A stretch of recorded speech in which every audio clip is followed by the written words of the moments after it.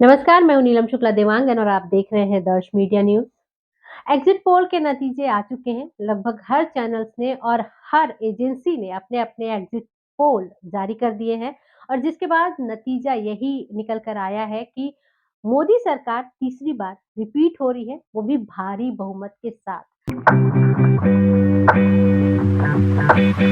लेकिन विपक्षी पार्टियां राहुल गांधी, अखिलेश यादव, तेजस्वी यादव और अरविंद केजरीवाल इन नतीजों से बिल्कुल भी सहमत नजर नहीं आ रहे हैं।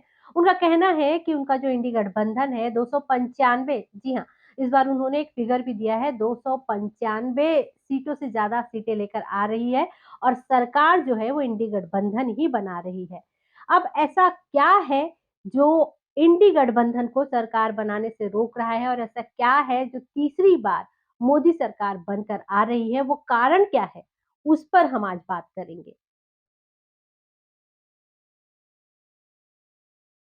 सबसे पहली बात, इंडी गठबंधन ने पूरी लड़ाई, पूरा चुनाव सोशल मीडिया पर लड़ा है। जी हाँ, बिल्कुल।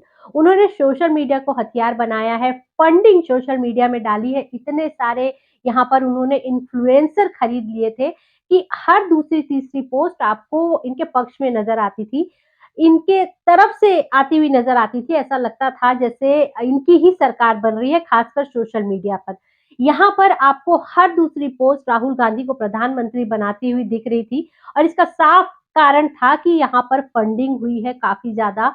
हर एक सोशल मीडिया पर काफ़ी फंडिंग हुई है और जिसके बाद लगातार यूट्यूब, इंस्टाग्राम या फिर ट्विटर पर बहुत सारे जो व्यूज़ हैं, बहुत सारे जो लोग हैं, वो नज़र आ रहे थे ये कहते हुए कि इंडी गठबंधन की सरकार बन रही है। लेकिन यकीन मानिए ये सरकार सिर्फ़ सोशल मीडिया पर बन रही थी क्योंकि ज़मीन पर जो भी गया, जिस भी पत्रकार ने ज़मीन पर जाकर बात की, सब तरफ से सिर्फ एक ही आवाज़ आ रही थी, मोदी सरकार, कमल छाप या फिर से रिपीट होंगे मोदी, इस बार तो आएगा मोदी ही, इस बार 400 पार, ये सारे नारे ज़मीन पर भी लग रहे थे।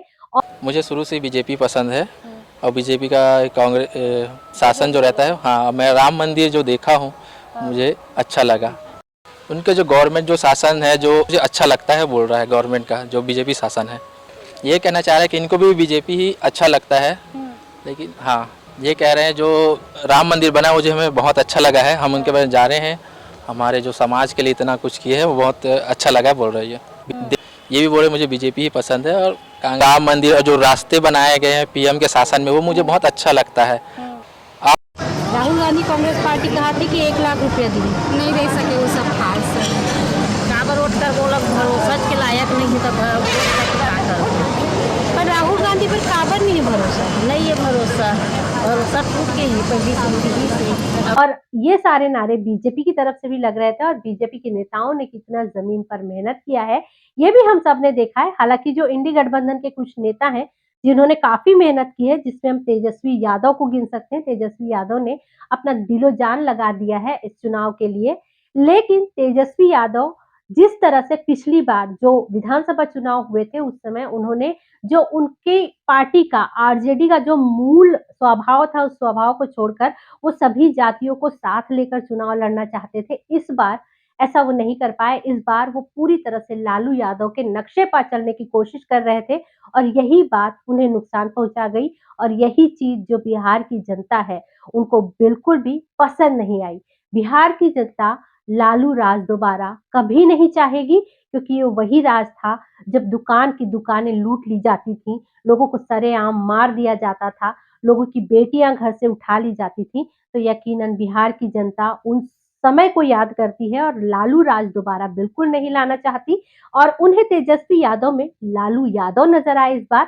और यही कारण है कि आरजेडी अगर एनडीए से पिछड़ी है तो इसीलिए पिछड़ी है क्योंकि वो लालू यादव के नक्शे पर चल रही थी। जिस तरह से सुप्रिया श्रीनेत ने प्रेस कॉन्फ्रेंस की और कहा कि उनके यूट्यूब पर इतने व्यू थे जबकि बीजेपी के इतने व्यू हैं, फिर बीजेपी कैसे जीत सकती है। तो सुप्रिया जी से मैं ये कहना चाहूंगी कि सुप्रिया जी, ऐसे बहुत से इन्फ्लुएंसर हैं, यूट्यूबर हैं जिनके मिलियंस में फॉलोअर्स हैं, वो सब नेता तो नहीं है। कई बार कई जो इन्फ्लुएंसर हैं उन्होंने चुनाव लड़ा है लेकिन वो जीत नहीं पाए हैं, ये बात आप भी जानती हैं। तो सिर्फ व्यूज होने से आप किसी देश की सत्ता पर काबिज हो जाएंगे, ये सोचना तो सच में एक तरह से मजाक ही लगता है। आप जैसी इतनी परिपक्व नेत्री ऐसी बात कर रही हैं, तो स्वाभाविक सी बात है कि आप लोग को थोड़ा झटका लगा होगा जो एग्जिट पोल है उनके नतीजे देखकर। लेकिन ऐसे आए बाएं साएं कुछ भी ना बकिए, क्योंकि आगे भी आप लोगों को राजनीति करनी है। तो कृपया उस स्तर तक खुद को बनाए रखिए, क्योंकि अगले 5 साल के बाद फिर चुनाव होने हैं, फिर आप लोग को उतरना है मैदान में। तब आप किन बातों को लेकर आएँगे ये सोचिए, मंथन कीजिए, क्यों आपकी जो पार्टियाँ हैं, इतनी सारी पार्टियाँ मिलकर भी एक नरेंद्र मोदी और उनकी जो एनडीए है उनको नहीं हरा पाई, इसका विचार मंथन आप लोगों को करना चाहिए, ना कि लूप होल ढूँढने की कोशिश करना चाहिए। पहले ईवीएम, फिर उसके बाद चुनाव आयोग, फिर उसके बाद अब व्यूज़, आप लोग तो कमाल ही करते हैं। दूसरी जो अहम बात है, जो ये इन्फ्लुएंसर थे और जो सोशल मीडिया पर व्यूज़ की बात कर रही हैं सुप्रिया श्रीनेत, उसका जवाब देना चाहूँगी। ये मेरा अपना भी एक्सपीरियंस है और बहुत से लोगों ने भी ये एक्सपीरियंस किया होगा, वो अपना अनुभव साझा कर सकते हैं यहाँ पर। जब भी आप मोदी के पक्ष में या मोदी सरकार के पक्ष में कोई भी मैसेज, कोई भी वीडियो डालते थे, तो आपके जो वीडियो या जो मैसेज है उसपे धड़ाधड़ इतनी गालियाँ, इतनी अब्यूसिंग लैंग्वेज आने लगती थी कि इंसान जो नॉर्मल होगा वो तो डर ही जाएगा कि हम नहीं करते हैं, ये जो वीडियो डालना है हम नहीं डालेंगे। और बहुत से लोगों ने डालना बंद कर दिया वीडियो, इसलिए क्योंकि धड़ाधड़ उनपे अब्यूसिंग लैंग्वेज शुरू हो जाती थी। एक पूरा का पूरा वर्ग तैयार किया गया था विपक्षी पार्टियों की तरफ से, जो सिर्फ गालियाँ देने का काम करता था, जो लोग मोदी सरकार के पक्ष में कोई भी बात करते थे। और यही कारण है कि सोशल मीडिया पर बहुत ज़्यादा एक्टिव मोदी के जो पक्ष के लोग थे वो इस बार नज़र नहीं आए, क्योंकि अब्यूसिंग लैंग्वेज हर कोई झेल नहीं सकता। और ये एक्सपीरियंस सभी को हुआ होगा जिन्होंने भी मोदी के पक्ष में यहाँ पर वीडियो डाले होंगे। उन सबको ये अनुभव हुआ होगा कि किस तरह से उनके साथ गालियों का प्रयोग किया जाता है, किस तरह से उन्हें अब्यूज़ किया जाता है। तो सोशल मीडिया पर इसीलिए मोदी समर्थक उतने एक्टिव नहीं थे, और इस बात को कांग्रेस या जो दूसरी पार्टियाँ हैं वो ये समझ रही हैं कि मोदी के समर्थक ही नहीं है, तो आप बहुत बड़ी गलतफ़हमी का शिकार हैं, क्योंकि सोशल मीडिया पर चुनाव नहीं लड़े जाते, ज़मीन पर लड़े जाते हैं। नरेंद्र मोदी ने सारा चुनाव ज़मीन पर लड़ा है, किस तरह से लड़ा है ये आप सबने देखा है। 80 इंटरव्यूज़ किए हैं उन्होंने, 264 से ज़्यादा रैलियाँ और सभाएँ की हैं, दिन-रात एक कर दिया है, उसके बाद ये नतीजा आया है। तीसरा जो एक और पक्ष था कि ज़मीन पर जाने के बाद भी जो विपक्षी पार्टियों के समर्थक थे वो काफ़ी हावी नज़र आ रहे थे इस बार। वो बढ़-चढ़कर अपनी बात सामने रख रहे थे कि बेरोज़गारी बहुत है, महँगाई बहुत है, इस बार तो हम उखाड़ फेंकेंगे मोदी सरकार को। तो लोगों को ये लगने लगा था कि कहीं सच में ऐसा तो नहीं है कि सच में मोदी सरकार जाने वाली है। बहुत सारे जो मोदी के समर्थक हैं वो भी इस बात को लेकर थोड़े-से असमंजन में थे। बहुत से जो समीक्षक हैं वो भी ये कहने लगे थे कि भाई जो मोदी है ना, मोदी की लहर इस बार पूरे भारत में नहीं है। सचमुच जिस तरह की लहर 2014 और 19 में दिखाई पड़ रही थी, मेरे शब्दों पर ध्यान दीजिएगा, जिस तरह की लहर दिखाई पड़ रही थी, उस तरह की लहर इस बार ज़मीन पर दिखाई नहीं पड़ी। उसका कारण बस इतना था कि जो मोदी के समर्थक थे, वो इस बार शांत थे, और जो विपक्षियों के समर्थक थे, वो बहुत वोकल थे। तो यही कारण है कि ज़मीन पर नज़र आ रहा था कि भाई सिर्फ विपक्षी हैं, सिर्फ राहुल गांधी या फिर अखिलेश यादव या फिर तेजस्वी यादव, ममता बनर्जी, यही जो लोग हैं वही बस ज़मीन पर है। मोदी का तो कोई अस्तित्व बचा ही नहीं, लेकिन मोदी सबके दिलों में थे, ये बात साबित हो गई। और ये बात जो उनके समर्थक हैं वो भी कहते हैं कि हमें बोलने की ज़रूरत नहीं थी, हमने करके दिखा दिया, और वो नतीजा एग्ज़िट पोल में नज़र आ रहा है। एक और बहुत बड़ा मुद्दा था राम मंदिर। लोग कह रहे थे कि राम मंदिर का उतना असर, उतना जो प्रभाव है, वो पड़ा नहीं है और बीजेपी को इसका कोई फ़ायदा नहीं हुआ है। अगर उन्होंने मार्च में राम मंदिर की स्थापना की होती तो शायद उनको थोड़ा फ़ायदा हो भी जाता, लेकिन लोग भूल गए कि राम मंदिर की स्थापना हुई है। भगवान राम जो है अपने भव्य मंदिर में पहुँच गए हैं, उनकी प्राण प्रतिष्ठा हुई है। और लोग यहाँ तक भी कह रहे थे कि उत्तर प्रदेश में भी राम मंदिर का प्रभाव पड़ता नहीं दिख रहा है, उत्तर प्रदेश में भी बीजेपी बुरी तरह से हारने वाली है।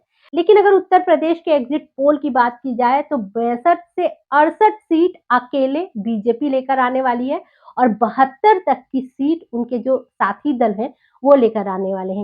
यानी कि 80 में से 72 सीट बीजेपी ला रही है। इसका साफ मतलब है कि वहाँ पर राम मंदिर का असर पड़ा है, और जिस राम मंदिर का असर दक्षिण तक पड़ा, दक्षिण में बीजेपी ने खाता खोलने की कोशिश की है और एग्जिट पोल के अनुसार बहुत अच्छा प्रदर्शन किया है। उस दक्षिण पर प्रभाव पड़ने के बाद क्या राम मंदिर का प्रभाव उत्तर प्रदेश में नहीं पड़ेगा, जहां पर सब कुछ राम मंदिर के बाद बदल गया है। आज वहां पर धार्मिक पर्यटन इतना अच्छा हो गया है, लोग बनारस जाते हैं, उसके साथ अयोध्या भी जाते हैं। जिनके पास थोड़ा ज्यादा समय होता है वो इलाहाबाद भी जाते हैं। एक तरह से एक चेन बन गई है वहां पर धार्मिक पर्यटन की। क्या इससे फर्क नहीं पड़ता लोगों को? बिल्कुल फर्क पड़ता है और ये फर्क पड़ा है। लोग बार-बार कह रहे थे कि राम मंदिर का तो कोई ज़िक्र भी नहीं कर रहा है, राम जी का तो कोई नाम भी नहीं ले रहा है। लेकिन यहाँ पर भी वही बात थी कि राम मंदिर लोगों के दिमाग में नहीं था, राम मंदिर लोगों की ज़ुबान में नहीं था, लेकिन राम मंदिर लोगों के दिलों में था और वो सिर्फ़ उत्तर प्रदेश में नहीं था, पूरे भारत के सनातनियों के दिलों में था और यही कारण है कि ये जो प्रचंड बहुमत मिल रहा है, उसके पीछे राम मंदिर, राम जी और सनातन के प्रति एनडीए का प्रेम है और इसीलिए ये जो नतीजे हैं वो आए हैं। अब विपक्षी पार्टियों को ये सोचना पड़ेगा कि इस देश के बहुसंख्यक समाज को आप एक तरफ करके चुनाव नहीं जीत सकते। इस देश के बहुसंख्यक समाज ने आपको बता दिया है कि अगर वो एकजुट होता है तो आप में से किसी का भी अस्तित्व बचेगा नहीं। इस बार तो फिर भी बहुत से लोग इन्फ्लुएंस थे, बहुत से लोग महंगाई और बेरोजगारी के कारण और जिस तरह की बातें कांग्रेस कर रही थी अनुसूचित जाति, अनुसूचित जनजाति, संविधान बदल देंगे, अब चुनाव ही नहीं होंगे, बहुत सारी चीजें डराने के लिए की, उससे कुछ लोग तो इन्फ्लुएंस हुए होंगे, लेकिन अगली बार आपके पास कौन से पत्ते होंगे, किन पत्तों के साथ आप खेलेंगे, जरा ये सोचिएगा।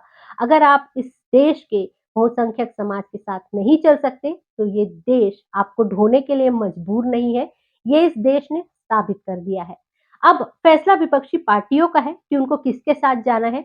क्या उन्हें अब भी मुस्लिम तुष्टीकरण और जो अल्पसंख्यक हैं उनके नाम पर खेलना है या फिर सब लोगों को एक साथ लेकर सबका साथ और सबका विकास की बात करना है। तो ये हमारा आकलन था। आपकी सोच क्या है? हमें ज़रूर बताइएगा। क्यों इंडी गठबंधन हार रहा है और क्यों मोदी सरकार तीसरी बार जीत कर आ रही है? इसकी समीक्षा आप भी कीजिएगा और कारण मुझे कमेंट्स में बताइएगा। तो आज के लिए बस इतना ही। मुझे दीजिए इजाज़त। नमस्कार।